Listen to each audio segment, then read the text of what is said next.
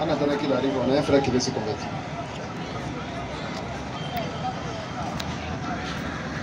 Bonsoir mon frère. Bonsoir.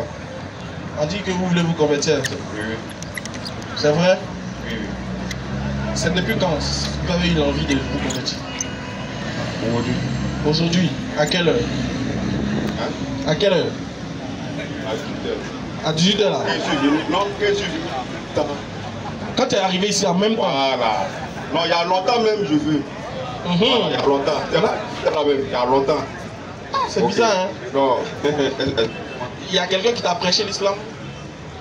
Bon, oui, oui.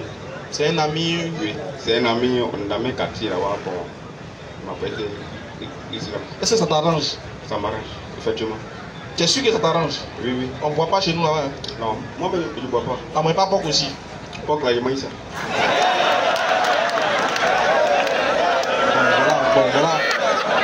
T'as dit ça devant le bénis, bon. Non, c'est pas comment. Si je cache, c'est pas bien. C'est pas faux. Voilà, c'est mieux de dire la vérité. Ouais. Voilà, maintenant si je rate maintenant, je peux arrêter. Ouais, sinon, non, je comprends. Sinon, actuellement, tu es en position de Tabali. Non, voilà, en position, voilà, actuellement là. Si je quitte ici, pas. Ok, je comprends. Il n'y a pas de souci. Tu sais, ce qui est bien en islam là, non? Ouais. C'est que l'islam n'est pas une religion qui est fermée, qui ferme la porte aux gens. L'islam même t'accepte avec tes défauts. Parce que c'est quand tu viens avec tes défauts que l'islam a un travail à faire sur toi. Mais si toi tu es sans défaut, tu es propre, l'islam ne va rien faire sur toi. Quel est l'impact qu'il aura sur toi? Donc il ne faut pas avoir peur de devenir musulman pour dire non, comme il fait ça. Non. Au fur et à mesure, je sais qu'on ne peut pas arrêter une chose qu'on aime tout d'un coup.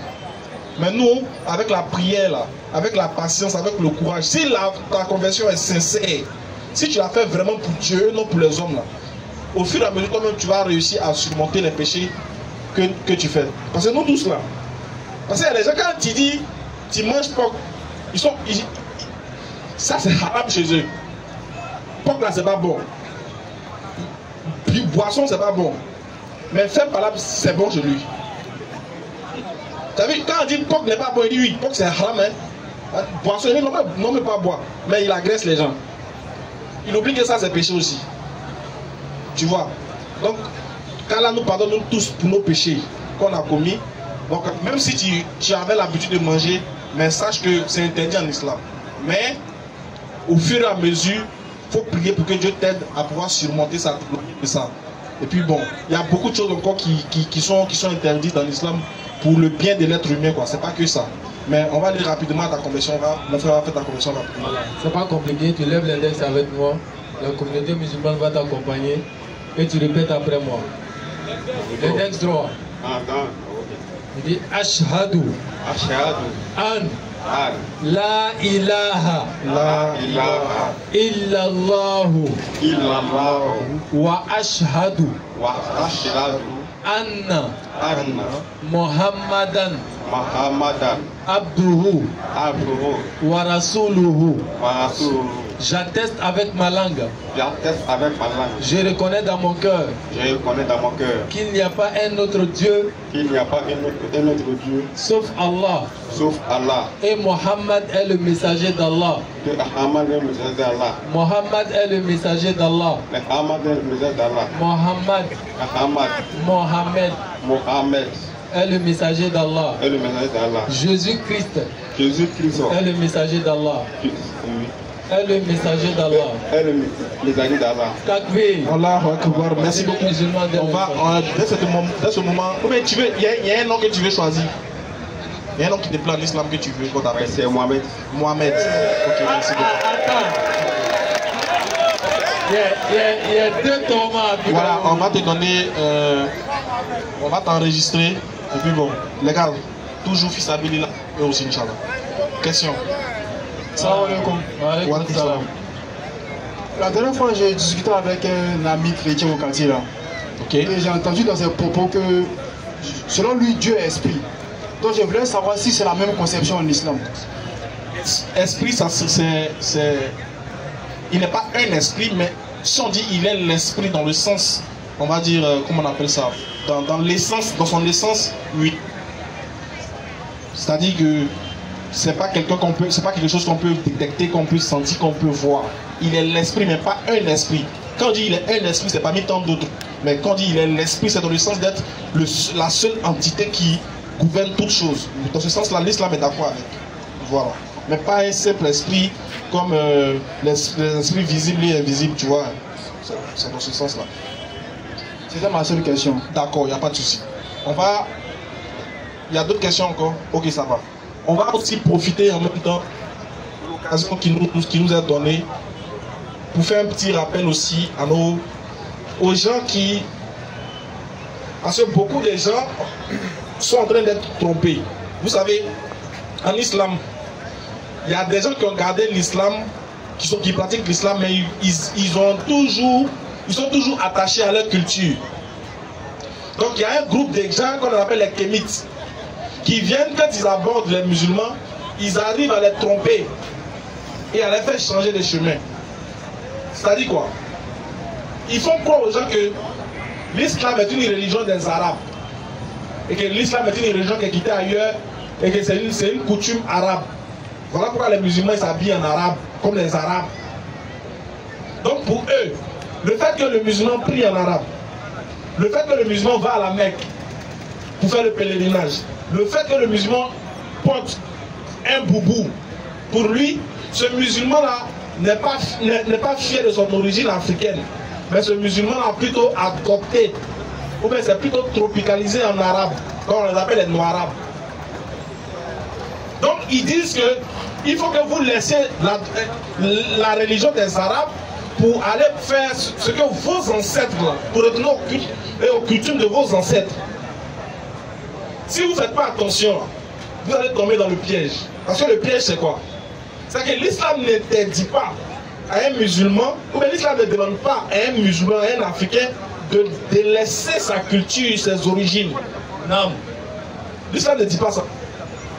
Ce que l'islam demande de laisser là, dans ta culture, là, c'est tout ce qui est en contradiction avec l'unicité de Dieu. C'est tout ce qui est en contradiction avec la valeur que Dieu a donnée à l'homme. Ça veut dire, si ta culture te demande, toi, d'aller sacrifier un albinos, tu dois refuser cette culture-là. Elle est démoniaque et satanique. Si ta culture te demande, non. Bon, il y a des mots qu'il ne peut pas utiliser. Parce qu'il y a des cultures. Moi, il y a des livres ici, là, sur la culture de certains peuples africains. Dans certaines cultures africaines, surtout dans le côté traditionnaliste, il y a des choses qui sont horribles, là, que les gens vous cachent. C'est horrible. Quand ils disent, retournez à vos sources, c'est pour vous inviter à la sorcellerie. Mais une sorcellerie déguisée, qui a juste pris un peu de l'avancement en 2025, mais c'est-à-dire une sorcellerie modernisée, dans laquelle on vous dit de retourner à votre source. En réalité, c'est pour aller prendre les petits poulets, pour aller les sacrifier dans les carrefours. Vous allez toujours égorger le sang, là. Vous allez continuer à vous badigeonner avec le sang de ces animaux-là. Et c'est à cela qu'ils vous invitent qu'on retourne à nos sources. Dans le retour aux sources là, on arrive là-bas, on te dit qu'on a besoin de deux os des jumeaux. Tu as levé os des jumeaux là-haut. On dit on veut os des jumeaux. Tu vas enlever os des jumeaux là-où? Question. Souvent là, surtout que les élections approchent, faites attention, surveillez vos enfants. Parce qu'ils ont besoin de ça, os des jumeaux. Ah, surveillez des... C'est-à-dire, ils vont se promener dans la rue, cherchant les enfants des gens, cherchant les jumeaux, surtout même les albinos. Méfiez-vous. Les frères, qui peut dire que ce qui est dit est faux? Est-ce que les albinos là ne sont pas un outil pour les traditionnalistes? Est-ce qu'on ne poursuit pas les albinos ici? Quel albinos qui accueille, vous dit que lui là, lui va se lever à 5 h du matin pour passer dans un coin où il n'y a pas dit le nom? Il y a longtemps. Parce que quand il les voit,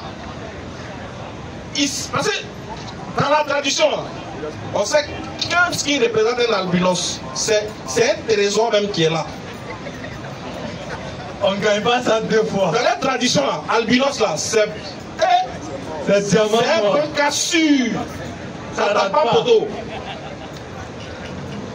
Donc, c'est à cela qu'il vous invite. Donc, faites attention, les frères. L'islam n'a jamais dit que la tradition est mauvaise. L'islam dit il y a des mauvaises traditions que le musulman ne doit pas pratiquer. Sinon, quand tu arrives au village et puis on te sert de l'eau dans Calibas, tu t'as coupé pour boire devant tes parents. Est-ce que ça c'est mauvais? C'est pas mauvais, c'est la tradition qui le demande. Quand la tradition dit bon, mais imagine une tradition. Souvent quand on voit les mariages, les femmes là, ils pensent à comment on appelle ça, la mariée, il la met sur son épaule, il court avec. Est-ce que ça c'est mauvais? C'est pas mauvais, c'est la tradition qui le dit. Mais la tradition qui dit qu'il faut plutôt kojo. Tradition qui dit qu'il faut plutôt kojo. Et puis on commencer à chercher les gens machette. Parce que la nuit, elle ne sortait pas, hein, parce qu'il y a un max qui doit sortir. Si tu es sorti, que le max t'a rencontré la nuit, là, c'est fini pour toi. Ça, c'est quoi ça là? C'est pas des assassins déguisés. J'ai dit projet, Inch'Allah, il fait un bon dossier sur vous. Voilà. Et puis on verra la suite. Vaporisation. Quand on donne la bonne compréhension. On va lever les mains tout le monde. Ashhadu. Ashhadu. An. La ilaha illallahu. Wa ashhadu. Anna Muhammadan Rasulullah. À la prochaine.